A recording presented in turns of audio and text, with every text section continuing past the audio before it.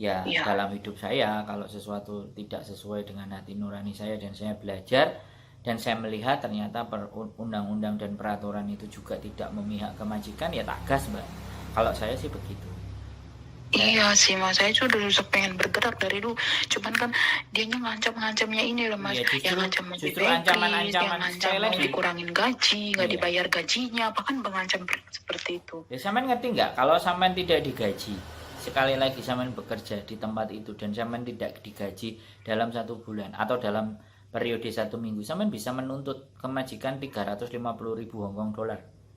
Kalau Iya, dia saya tahu, terlambat, tapi untuk nggak dapetin dengerin saya bukti ngomong. itu Makanya gimana? sekarang sampean harus dengerin saya ngomong. Oh Jadi iya iya iya. kalau sampean saya ngomong, sampean bantah, aku takut. Sampean ngomong takut.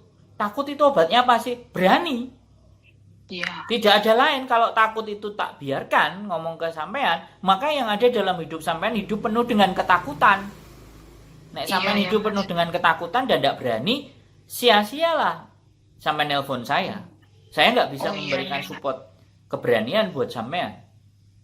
Jadi kan Iya. ceritanya seperti itu tuh, Mbak. Kalau yang hanya sampean keluhkan takut, takut, takut, takut, ngomong sama A takut, B takut, C takut, D takut, T, emang itu bisa merubah keadaan sampean? Kan enggak juga.